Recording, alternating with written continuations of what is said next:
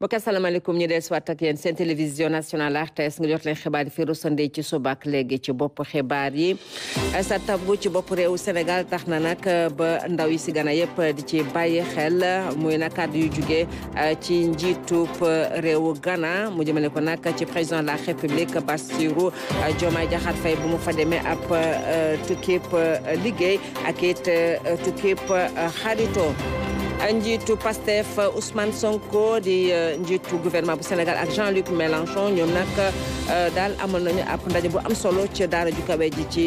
Dakar am na fa nag ab ndaje bu am solo bu ñu fa doon nag animé. li jëm nag ci wàllub njaayub ndawal dàqunu si jigéen ñi Ami Mbaye fanweeri at ak juróom-ñett la am moom nag ubbi na ab butigam di ko fa def ginnaaw fukki at ak juróom-ñaar yi nga xam def na ko ca États-Unis mbokk ñu ngi leen gërëm leen santam bi ngeen tam seen télévision nationale RTS ak fi topp xibaar ci ndoxteelu xibaar ñu jàpp rek ne kii di président de la République Bassirou Diomaye Diakhar Faye moom nag ma nga ca Ghana njiitu réewu Ghana di Nana Akufo-Addo moom nag moo ko dalal teru ko teru bu mucc ayib wax na ko nag ne niñ la tabe ci bopp réewu Sénégal tax na nag ba ndaw Ghana yëpp bàyyi ci xel bu baax a baax ci ab tukki bu mu fa doon amal ci wàllub liggéey ak xarito Oumar Ñing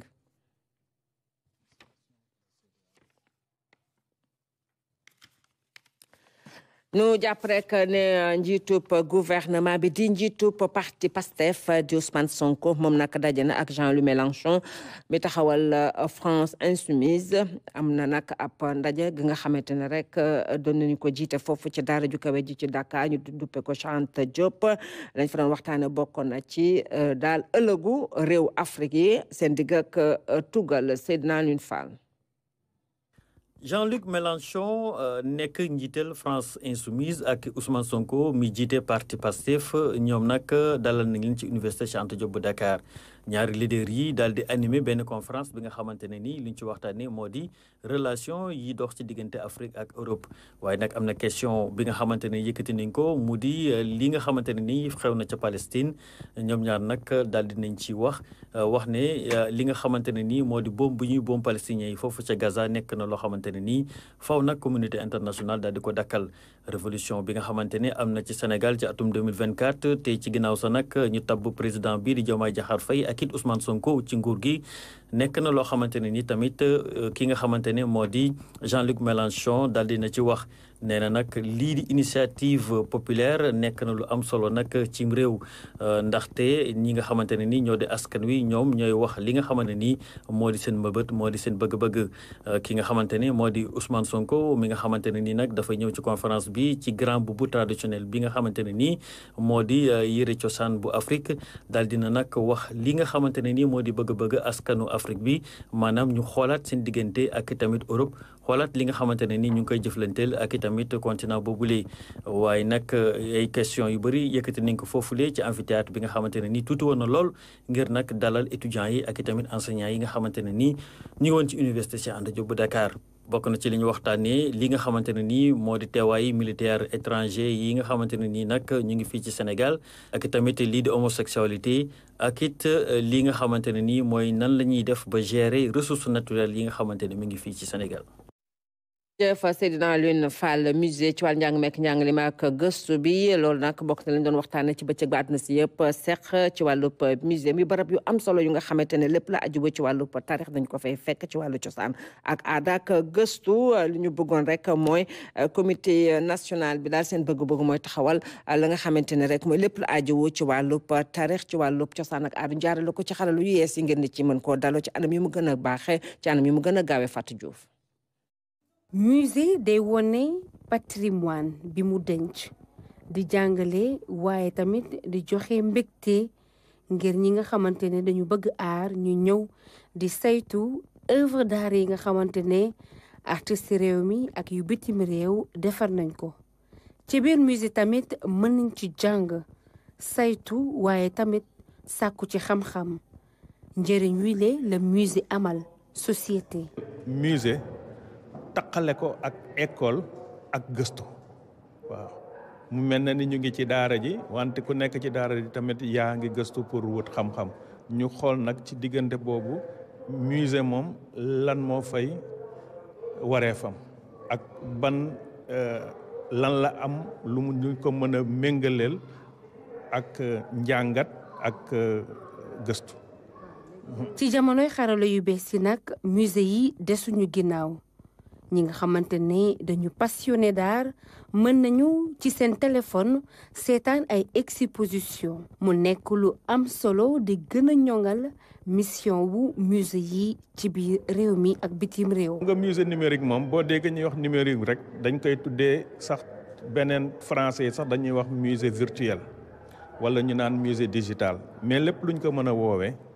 mooy nit ñi bu ñu foog ni buñ nee musée numérique wala bépp tur buñ ko mën a jox day fekk ni musée yi fi nekk dañ leen di fàtte dañ leen di effacer.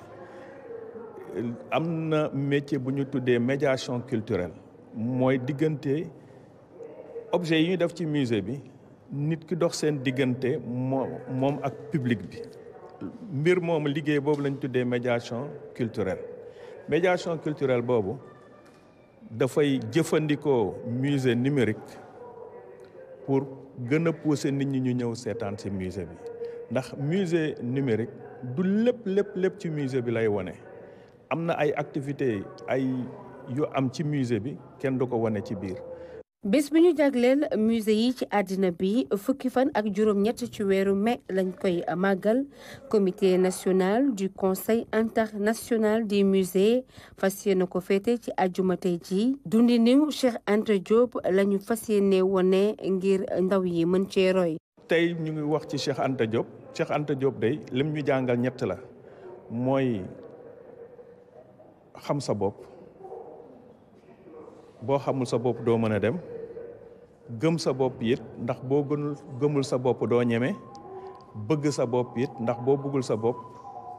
ku nekk waay mën na la dëggaate te loolu ñun loolu la ñuy bañ. fii si musée Théodore Monod dinañ fi amal ay waxtaan waaye tamit exposition virtuelle ci dundinu Cheikh Anta Diop film bii di Came to You bu Ousmane William Mbaye tamit daañ ko fi wone lii yëpp ngir marqué bés bi ñu jagleel musée yi ci àddina bi. Fatou Diouf yeneen i musée ngi nii muy musée civilisation noire ak Île de Gorée muy nag ñaari barab yi nga xamante ne rek dalal nañu tey am gan di nag njiitu pencum ndaw réewu Cabo Verde mu ñëwoon nag Sénégal ci ab tukkib liggéey demoon na nemmeeku ñaari barab yooyu nga xamante ne rek nekk na barab yi nga xam ne day gën a lëkkale diggante Cap Vert ak Dakar ñu ànd si ak Mamadou Sakine. fukki waxtu moo jot fii ci musée de civilisation. gan bu mag lañu teeru tey muy njiitu pencum ndaw réew bu Cap Vert ci biir délégation bi déglu na taarixu bile bërëb. lii di guy nag garabu humanité la garab boo xam ne nag dafa gën ci dund waaye nag artiste haïtien bile moom moo ñu defaral guy gu rafet gi moom nag la mu ca jublu moo di li nga xam ni moo di racines yi mooy fi nga xam ni foofu la nit soqeekoo li nga xam ni nag moo di tronc bi di digg bi loolee nag mën nañ koo méngale ak jaar-jaaru nit. beneen bërëb Île de Gorée ñu ngi fii ci maison des esclaves. C'est exactement la même chose qui s'est passée ici puisque les protagonistes ont été les mêmes partout. Ce qu'ils ont fait au Cap-Vert c'est la même. liñ fi gis daal dara beesu si lu ñu defoon ca Cap-Vert rek lañ def fii ca Gorée. Toute cette partie de l'Afrique de l'Ouest, les protagonistes ont été les mêmes. C'est-à-dire que ceux-là qu'on raconte ici, on pouvait raconter la même chose à Cidade de Ver, là, au Cap-Vert. fii marqué na bu baax ñii di gan ñi. Gorée é uma ilha muito importante, é uma ilha référence. visite bi ñu amal fii ci musée civilisation noire ak Île de Gorée moo jeexal sunu visite officielle bi ñu amaloon fii ci Sénégal jàng nañ lu bari nag ci wàllu taarixu maison des esclaves ay moment yu am solo la kontaan nañu lool nag ci teeru bi ñu teeru fii ci Sénégal. A visita Gorée é pouco uma viagem pela nossa história, a história da escravatura africana. kii di njiitu pencum ndaw réew di Amadou Mame Diop kontaan na lool ci visitu naatangom bu Cap Vert. nu bokk ak ñoom histoire bu tiis mais li nga xam ne aussi mën nañu dimbale si fi nu jëm ak si àdduna bi mu nekk àdduna bu nga xam ne daan ko mën a gisee àdduna bu gën a juste àdduna bu gën a jub tegu si yoon moo tax nu ànd ak ñoom fii mais rawatina aussi ñoom seen dëkk dañu dund li nga xam ne mel na nii donc mu am fa ay sites yi nga xam ne ak fii nuroo nañu. ganu assemblée nationale bu Sénégal visité nañu itamit yeneen bërëb fii ci Gorée bile visite dina gën a dëgëral relation diggante Sénégal ak Cap-Vert. jërëjëf Sakine ci wàllu cosaan nag aada Mali moom nag mooy réew bu ñuy mooy invité d'honneur bu 24 bi yoon bu ñuy amal festival bu àddina si yëpp seq ci wàllu cinéma ci réew Afrique yi ca xurub ga ca Maroc muy nag bëccëg bu am solo bi nga xamante ne rek dañu ko amal ngir delloo njukkal cinéaste malien yi nga xamante ne def nañ seen joroore ci wàllu cinéma ñoo ànd ak Ndeye Coumba Ndiaye.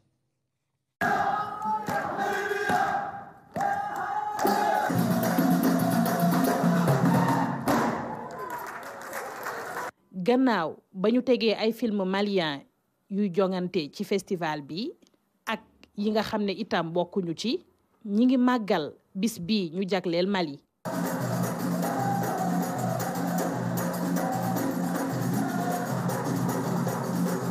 ñi di yëngu ci wàllum culture wax nañu seen kontante ngir li ñu tànn seen dëkk ci édition bi. Nous en sommes très reconnaissants. ñu nag dañuy am mbégte loolu di rafetlu bu baax festival bi ndaxte day am njeexital bu baax ci li nga xamante ni moo di film africain yi ndaxte day tax ñu gën a wane seen bopp ci wàll bi di wax rek ne ñi nga xamante ne moo di cinéma bu Mali tamit joué na fi rôle bu am solo ci wàllu cinématographie panafricaine di wax rek ne nag lii dafa am njeexital bu am solo ci lii di cinéma yu Afrique waaye tamit ay ñenn ñoo xamante ne fës nañ loolu ku ci mel ni Souleymane Cissé mi nga xamante ne moo yore tey ñaareelu étalon d'or bi ak ñeneen jox nañ cee fësal seen bopp bu baax a baax. qui ont fait les beaux jours du cinéma africain.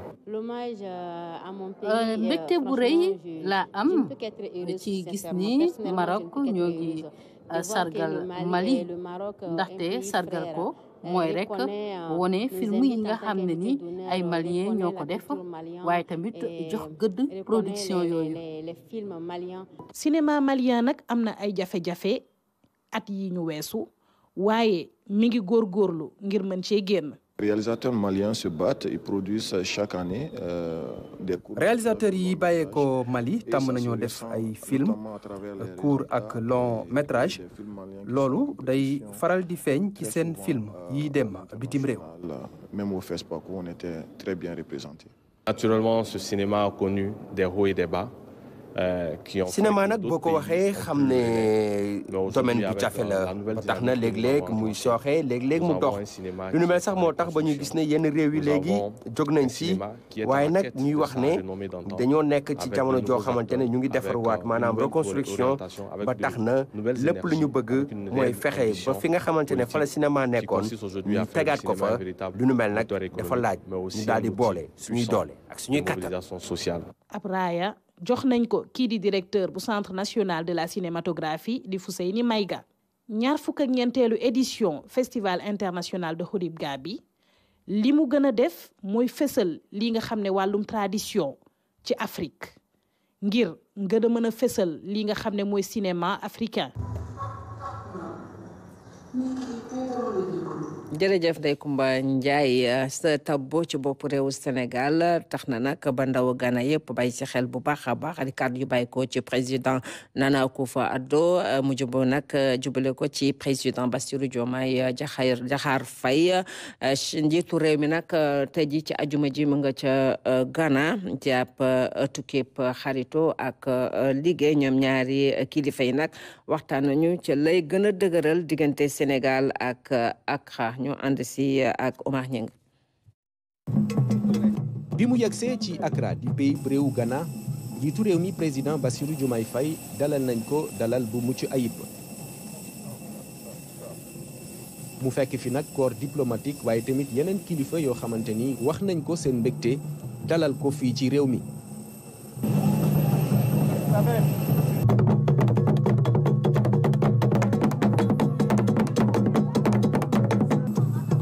waaye nag ci palais présidentiel ba la dalal bi gënee am solo ndax fii fekk na fi ay honneur militaire yoo xam ni méngoo na ak dayo bi mu am.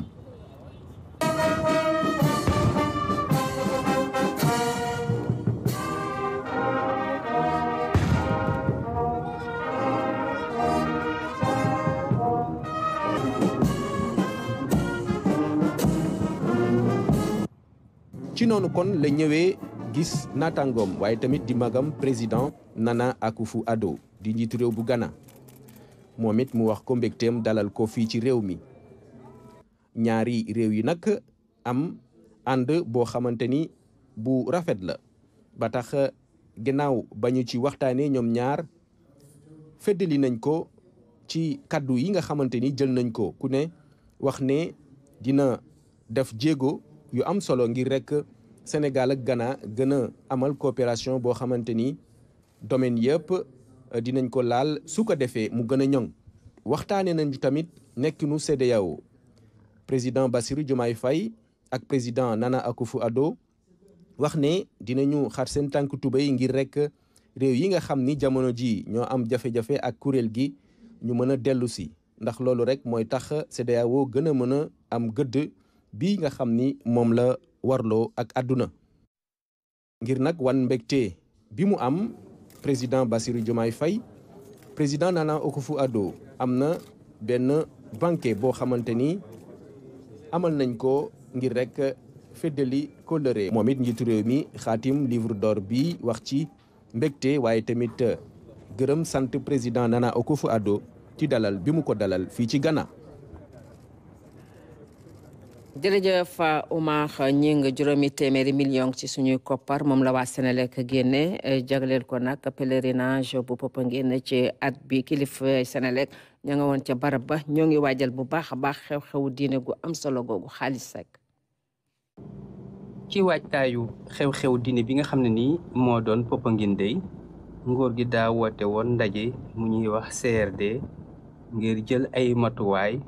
ba dara bañ a sooxe ci organisation ba loolee nag Senelec amoon cëb cër moo waral Senelec nag cër bañ ko dénk mu sol dàllam ba yegg Popenguine xool ñam fa yebal ndax ñu ngi koy jëfe waaw mbala déet ba noppi itam àddu ci li nga xam ne ni moo doon jumtukaay ak koppar yi nga xam ne itam natt na ko ngir liggéey ba mën a dox. liñ si def mot na juróomi téeméeri million yoo xam ne mu ngi toll si ay poste yoo xam ne dañ leen installé waat muy ñaari poste yu bees yoo xam ne te benn bi sax moom mooy jël sanctuaire bii kese ñu nekk avec plusieurs sources et également courant bi jëlee nañ ko si ñett possibilités yoo xam ne dafay jógee Diass dafay jógee Popenguine ak day jógee Mbour pour mun a alimenter mais loolu aussi terewul indi nañ ñetti groupe électrogène yoo xam ne bu ñu amee problème si réseau bi groupe yooyu dinañ mun a jëlaat charge bi ba nga xam ne événement bi dina dox comme nu ko comité d'organisation bi bëggee. gannaaw ba mu demee nimiku njabootu Senelec googu di liggéey foofee ca Popenguine kilifa ak Senelec ànd na ki ñoñam dem ca kër ki nga xam ne moo doon kilifa kër labbe gi fii ci Sénégal ci résidence di Badimi fii ci Ndakaaru ngir xamal ko ne liggéey ba demee ak la nga xam ne ni itam loolee lañ fay def loolee nag kilifa gi nga xam ne ni itam moo nekk ci boppu jàngu bi fii rafetlu na ko lool sant ko gërëm ko itam. jërëjëf sëñ Xaalis Seck natt bi nga xam ñu ngi koy natt tolluwaayu niveau xale yi ci wàllu njàng meek njàngale mi naka démb la ñu ko doon amal doon naka xayma xale yi seen niveau ci wàllu CEF ak entrée en sixième waa académie bu Dakar ñoo ko doon amal muy naka lañ doon xool xale yi naka la niveau bi naka la fa demee laata examen bu dëggu bi Massamba Thiane. école Ibrahima Seck nekk fii ci Castor bokk ci IEF bu Grand Dakar fii nag li nga xam ne rek moo fi am nii mooy li ñu duppee examen blanc muy examen boo xam ne bi dañ ci natt xale yi jëm ci wàllu certificat waaye nag ginnaaw bi nga xamee ne yegg si nañ di ko nemmee ko fekk nañ leen ñuy liggéey ci lu aju ci wàllu mathématique ci centre bi lu toll ci 200 candidat ñoo fa nekkoon ñoom nag li nga xam ne li rek moom la ñu liggéey ci ñaari fan yi moo aju ci naka la ñuy fexe ba ëllëg bu ñu leen yóbboo ci examen toogaay boobu ñu waroon a toog ak nañu war a doxale loolee lañ leen doon wan ñu nekk ca xayma bi nga xam ne nag moom la ñuy amal fii ci inspection académique bu Dakar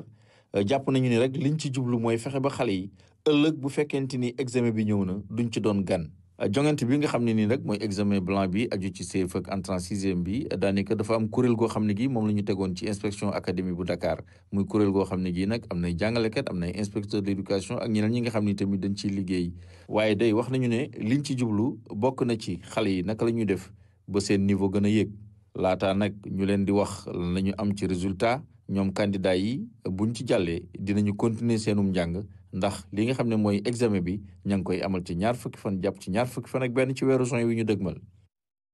Massamba Thiane jërëjëf ab projet bu am solo ci Promoged daan ko amale ca Mbëbës ñu dugal ci lu toll si 200 milliards ci suñuy koppar tolluwaay bi nag jàpp nañu ne koppar googu téeméer bu nekk fukki ak ñaar ñoom ñoo duggagum ci gérub ñetti at muy gis-gisu jawriñ gi ñu denk lépp lu aju ci wàllu collectivité territoriale ak tëraling ginnaaw bu mu demee ngir nag nemeeku barab ya ki di Moussa Balla Fofana wax na daal ñu gouvernement bi lu mu bëgg mooy taxawal fa barab bi nga xam dañ fay ñoŋale mbalit bi Saliou Seck. Mbëbës muy bërëb bu yaatu boo xam ne sax ñu ngi koy xayma ci lu ëpp téeméeri hectare muy bërëb boo xam ne nii fii rek lañ koy gis fii ci Sénégal fii nag jëwriñ bi nga xam ne nii moom moo yor wàllu urbanisme ak gox-goxaat yi nag moom dafay ñëw ngir nemmeeku bërëb bi Moussa Balla Fofana nag moom wër na bërëb bi yëpp moom sax fekk na fi ñi nga xam ne nii dañuy liggéey ci lu ñu duppee récupération mbalit bi nga xam ne nii moom la ñu indi fii moom la ñuy xool ngir ut luñ ci am. biñ ñëwee fii gis nañ ne sur quasiment 116 hectares gestion déchet bi fi nekk mooy gestion manuelle c'est des récupérateurs qui aujourd'hui ñoom ñooy tas volume mu déchet bi di ko récupérer mu doon liggéey boo xam ne liggéey bu metti la liggéey la boo xam ne tax na volume déchet bi fi naroon nekku fi. mais nag condition de travail la yoo xam ne vraiment yu doy waar la parce que ça dafa am impact ci seen santé am impact ci environnement bi am impact ci municipalité bi ak riverains yi naka la ñu mën a amee problème bu grave nii bu urgent wee nii ñu am financement wu 206 milliards et que pendant 3 ans il y a que 24 milliards qui a été utilisé loolu nekkoon na lu ñu jaaxal. jëwriñ bi nag lu nga xam ne mooy lu leen tax a jokk mooy soppi melokaanu Mbëbës. suñ priorité mooy ñu focuser sur des unités industrielles. yoo xam ne dinañu traité déchet bi maa ngi ko doon wax sànq ne am na benn partenaire boo xam ne posé na benn offre sur la table pour ne moom déchets yi mën na ko def combustible solide te ku ne xam na ne combustible solide baax na soxla nañ ko ci réew mi surtout au niveau industriel notamment Senelec mën na ko def engrais gis ngeen débat bi nga xam ne am na ci engrais yi ak ni mu chéré ak niñ ko war a utiliser ba noppi déchets yi mën nañ ko utiliser pour def lépp luy pavage donc nekk na option yoo xam ne moom teg na ko ci table bi mais avant ñu ci avancer dañ def étude sociale bi xool environnementalement est-ce que ça tient la route et xool aussi d'un point de vue purement financier est-ce que ça tient la route aussi bu fekkente ne yëpp daje na dinañ ubbi mbir mi pour yeneen entreprise yi mën a proposer mais daal jàpp leen ne ñun suñu option mooy mënuñu continuer décharge ne ci réew mi ñu koy traiter de manière traditionnelle parce que mënta continuer. lii nag mooy wane ne ay jéego yu bees am na solo si nag mooy fexe ba ñi nga xam ne ñoom ñooy liggéey fii ñu mën a soppi seen nekkin. mënta continuer nous sommes 18 millions d'ici 20-30 ans on peut aller jusqu'à 50-40 millions de Sénégalais est-ce que mën nañ continuer traiter déchets yi ak loxo yi ramasser ko ñëw di ko trier mënul nekk. biñ ñëwee gis nañ ne animaux yu bëri yu fi nekk mais surtout xale yi. te bokk na ci li ñuy wax Sonaged mi nga xam ne moo am responsabilité site bi il faut ñu def de sorte que les enfants ne doivent waratuñu nekk ci site bi fii du place su xale 8 ans xale 11 ans xale 12 ans amul lu muy def ci centre bi. jëwriñ bi nag lu mu xamle mooy seen taxawaay mooy fexe ba mbalit bi nga xam ne dañ koy indi fii ñu fexe ba mën koo jëfandikoo def ci sax courant waaye tamit def ci pavage ak def ci engrais nga xam ne ni baykat yi dinañ ko mën a jëfandikoo. Baye Zal dañu des ak yow ndax nag ci nemmeeku boobu jawri ngi doon nemmeeku foofu moom ci wàllu boppam Moussa Balla Fofana yëkkati kàddu wax ci banque bu loxo liggéeykatu collectivité territoriale yi wax na leen daal ne maire yi nañu bàyyi xel ci daal bëgg-bëggu nit yi waaye tamit ngi leen di woo ci ab waxtaan maanaam liggéeykat yi nga xam ñoo bankoon seen loxo ñu déglu Balla Moussa Fofana ci micro Saliou Seck. ñun li ñuy wax rek mooy biñ jëlee service dañ amoon benn plan ne plan bii la ñuy topp pour maîtriser ministère bi plan boobu dañ ko arrêté rien que recevoir les syndicalistes pour wan ne ñun on est là pour la décentralisation man ku ma xam-xam ne décentralisation je suis un amoureux de la décentralisation je suis un passionné de la décentralisation bokk naa ci njëkk a xeex pour fonction publique locale am ça c'était en 2012 parce que j'étais conseiller technique ci ministère boobu donc travailleurs yi li ma bëgg rek mooy décentralisation nekk benn source buy andi liggéey yu baax yu professionnel yu technique. maintenant ñëw nañ recevoir nañ leen waxtaan nañ am na loo xam ne aussi foog sénégalais yi xam ko li ñuy laaj ci augmentation bañ ko xaymaa toll na ci 21 milliards de francs CFA ci nguur gi door a yegsi xam nga du loolu lu ñu war a càmbar la ba noppi on parle de 16 000 agents recrutés te fonction publique ku ci war a dugg xam nañ niñ ci war a duggee donc yooyu yëpp bëggoon naa te ci loolu laa leen woo ne leen ñëw leen ñu toog ak centre de formation bi ak ministère fonction publique ministère des finances ñu jàngat 16 000 agents yi naka la ñuy tegee benn stratégie ba premier ministre Ousmane Sonko ba ma ko laajee daf ne ma pare naa rencontre leen bu ngeen liggéeyee rek pare naa pour rencontre leen kon kay ñoom li ñu waroon def mooy nangu plan de travail bi ñu waxante ñu ñëw toog analyser proposer ay solutions mais nag bu fekkente ne ña fi nekkoon dañ daan woo nit ñi ci ay plan de travail mais daawuñ liggéey ça ne veut pas dire que ñun bu ñu leen woowee ñëw leen ñu xalaat liggéey ñoom duñ ñu wuyu je pense que niñ naan présomption de bonne foi war nañu ko mun a may donc ñu ngi continuer seen grève am nañ ci droit parce que loi Sénégal moom may nit grève par contre li ma def lu yoon maye la en tant que ministre war naa mën a wax maire yi ne leen da ngeen a yor ay municipalité loi nee na municipalité ku ko yor même bu grève amee am na service minimum boo xam ne da ngeen ko war a assurer ba noppi ma ne maire yi ay officier d'état civil ngeen seen agent bu ñu liggéeyul sax yéen war ngeen mën a ñëw toog ak ay assistant délivrer ay pièces parce que loolu la loi wax le maire est un officier d'état civil donc li may ñaax nit ñi rek mooy Sénégal ñoo ko bokk te li fi nekk ci ressource ñun ñëpp ñoo ko bokk secteur bu nekk nag war nañ ko améliorer am na ay joyante yu ñu ci war a def waaye warul nekk sulli saxal mbaama sulli donc 2 ans grève man comprendre naa ngay 2 ans ngay xeex ci benn sujet mais assurer le service minimum ne maire yi aussi dimbale citoyens yi tey am na Sénégalais yoo xam ne perte nañ ay visa ñii war a def concours soxla ay këyit mënuñ ko am nit ki aussi revendiquer sa droit c'est une bonne chose mais xool aussi Sénégalais bi ne sa wet nga xam ne am na soxla ci yow le minimum assurer ko le temps ñuy trouver solution am nañ yaakaar ne d'ici quelque temps on va le régler parce que foog ñu toog ak waa fonction publique toog ak waa budget ñu régler ko trouver des solutions teg ci table bi lu mën a ne loi bi leen may ñu grève moo leen ne assurer leen service minimum loi bi may maire mu mën a toog ne man maay maire moo ne maire aussi officier d'état civil nga am na le minimum loo war a assurer loolu rek laa leen wax ba noppi ne leen nañ leen ñëw ànd liggéey yaakaar naa un ministre war na mën a def loolu sans pour autant coow am wala wax am. Wàllu Moussa Fafana ci micro Saliou Seck liggéeyub jaayub ndawal dàquñ ci jigéen ñi Ami Mbaye kenn la ci ñoom fanweer at ak juróom-ñett la am mu dugal loxoom bu baax a baax ci wàllub njaayub ndawal ubbi nag butegam tudde ko boucherie du coin ma ngi ko ubbee ci diwaanu Ndar ginnaaw fukki at ak juróom-ñaar yi nga xam def na ko ca États-Unis Mariam Biram Ba daje na ak moom.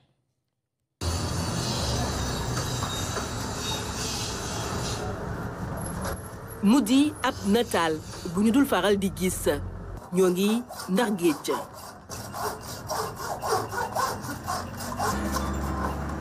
soxna si mu ngi wuyoo ci turu Ami Mbaye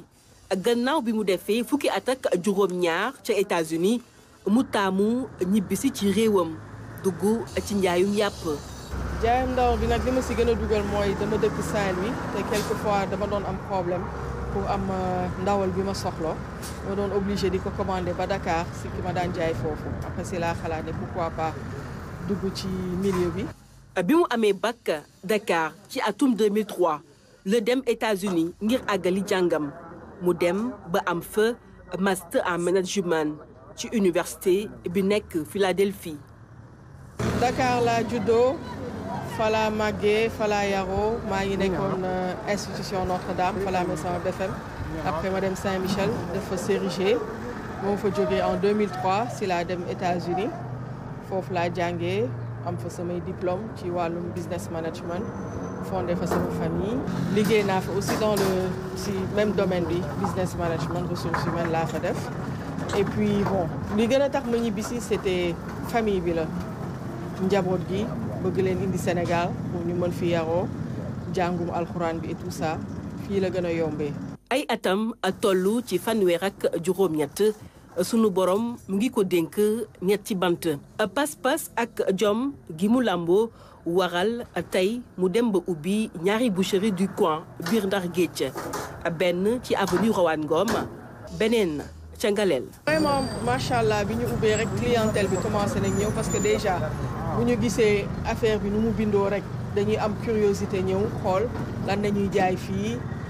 bon am na ñoo xam ne xëy na bu ñu ko gisee dañuy yaakaar ni ñun ñoo gën a cher marché alors que c'est pas du tout le cas.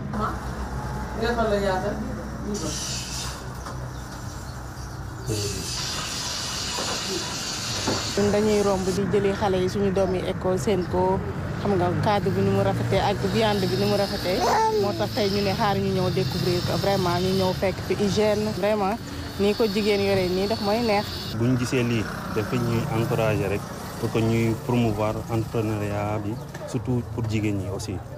jeunes yi ak jigéen ñi aussi lii moom fierté la ci Saint-Louis rek waaw fierté la ci jigéen ñi fierté la ci Saint-Louis. naam tey Ami mu ngi gis boppam ci njaay mi waaye yoon wi yombul woon benn yoon ci moom. taxawal projet bi li si xawoon métti tuuti mooy conteneur yi comme que dafa diis te Dakar dañ ko defaree donc déjà indi woon ko Saint-Louis mu ñëw tombeek nawet bi ñu waroon xaar ba nawet bi jàll parce que inondation yi taxoon na mu ñu ko woon déplacé donc après bi ñu ko déplacé aussi bon fale woon lu ma xamuloon parce que xëy na nekk woon Sénégal mooy da nga war a waxtaan ak chef de quartier yeeg yooyu ba ñu jox la accord nga soogee sax mën dem mairie dox loolu lañ njëkkeewul woon def donc foofu xawoon nañ am tuuti difficulté ba il a fallu ñu jël conteneur yi teggi ko tegaat ko encore yeneen endroit après papier ak mairie bi xëcc courant bi. Ami Mbaye ñu bëri di ko dàqantalee jigéen ju mën góor di wane ni njaayum ndawal jigéen yi mën nañ ci sóobu ba gis ci seen bopp tey muy xamle ni mbébétam mooy am yeneen i boucherie du coin ci diwaanu Sénégal yëpp ba mu mën a bokk ci ñu suqali réewam.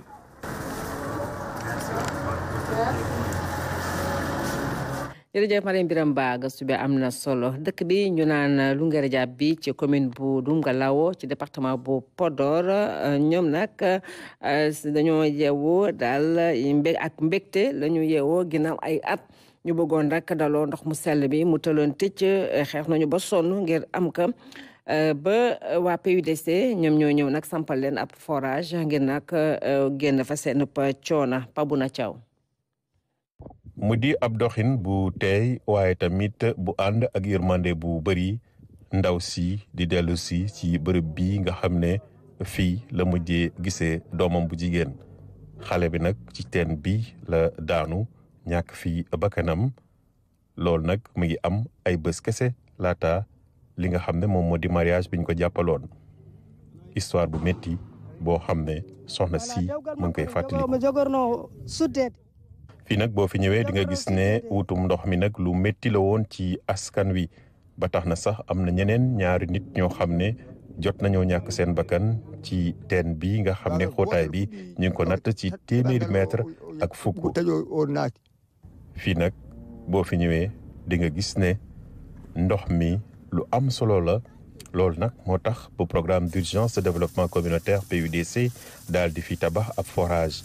forage bi nag mu ngi toll ci 50 mètres cubes heure mu di nag loo xam ne askan wi mu ngi koy rafetlu bu baax. mon âge ça fait 65 ans bi année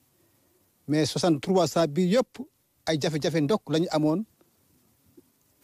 loolu bu gisee mu dem ba PUDC ñëwee fii mooy 2023 le PUDC ñëw fii ñu am fi ndox ñu nëppaloo mais dañ doon jógee fii. on jour na demi ma 2 jours fekkee du am ndox nu naane wala nu nanal du ñu am dara waaye ba PUDC nee fi dégg fii à 10 kilomètres dañuy jógee ndox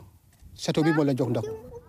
lu tolloog fukki dëkk yoo xam ne forage bi jox na leen ndox jaarale ko ci li ñuy duppee système d'adduction maanaam ay bornes fontaine yu tolloog fukk ak ñaar waaye tamit ay abreuvoir ak potence ngir jur bi. gis nga fii. dañu fee son del nit dëkk waay mais soo gisee yi amul rek yëpp dañu daw pour affaire ndox amul am na yu daw ndox amul mais léegi ñëpp ñu commencé na ñëw dànk-dànk bu forage bi taxawee yëpp ñu ngi ñëw waaw bu forage bi ñëw yëpp ngi ñëw sant yàlla fen say PUDC. Lounguéré Diab bi ci département bu Podor mën nañ ne mar jeex na fa ci askan wi waaye tamit ci jur gi boo ñëwee nag ba tey ci biir département bu Podor di nga gis ne programme d'urgence de développement communautaire PUDC jot na fee amal lu tolloog 12 ci ay système hydraulique yoo xam ne tax nañu ba fii mar amatu fi. jërëjëf Pape Bouna Thiaw ñu ubbi nag ab taarix ci xibaar yi koo xamante ni rek doomu réew Sénégal waaye ñu bëre xamuñu ko te pourtant nag ci réew mi la dëkk muy nag ko xamante ràññee nañu ko loolu ci wàllu boxe di Battling Siki nag di africain bu njëkk bi nga xamante moom lañu tabb champion du monde bu boxe muy nag titre bi nga xam ne ñu ko amee ginnaaw bi mu gagné français bi di Georges Carpentier ci 1922 boobaa léegi mat na téeméeri at ak ñaar. Battling Siki ñu ngi ko faat 1925 ca New York. taarixam Ibrahima Mbuub di ci dellu si waat.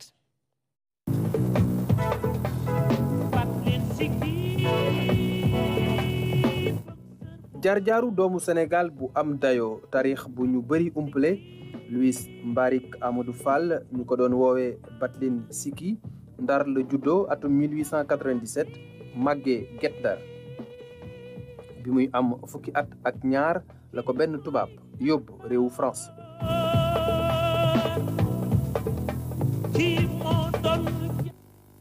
foofu ca tugal dund bi metti woon na ci moom lool liggéey bu nekk def na ko ci ginnaaw gi mu bokk ci guerre mondiale bu njëkk bi jóge ci tàmbalee def ay jaloore ci boxe ci biir France ca Belgique Allemagne ak Pays-Bas rawatina ca dëkk bii di Rotterdam. In Nederland en daardoor verzeilde Siki als een van de anderen. atum 1922 carrière am boole ko ak Georges Carpentier nga xamee ni moo nekkoon boxeur bi gën a mag ca France ca jamono boobu nekk champion du monde ñu bëri jàpp ne combat bi day yomb ci Carpentier. dëgg la moo dominé round yu njëkk yi wante mbir yi mujjee soppeeku ci juróom-benneelu round bi la Battling Siki dóore Carpentier mu daanu daal di kaw mbeteel mu mag am arbitre bi ne Battling Siki gañewul ndaxte dafa galgal Carpentier ñu jël ndam li jox ko doomu France bi wante bi coow li tàmbalee bëri la arbitre bi nangoo ne Battling Siki moo jël ndam li moom mooy doomu Afrique bi njëkk a nekk champion du monde bu boxe. ay bés ginnaaw combat bi fédération bu boxe bu France jël ay dogal teg ay daan Battling Siki nangu titre yi mu amoon yëpp ndaxte ni muy doxale neexu leen ci noonu la delloo Rotterdam jóge fa dem Irlande daal di ñàkk titre champion du monde am.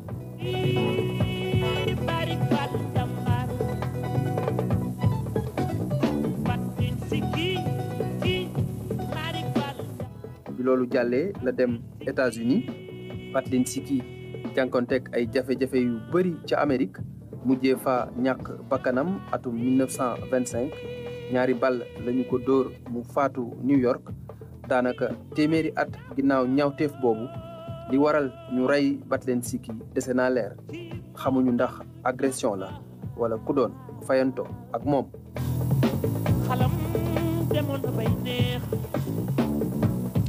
jërëjëf Ibrahima Mbuubu ne sàngeen ànd ak Mariama Dramé ci xibaar ci français ma leen di ñaan guddi bi jaamu salaam.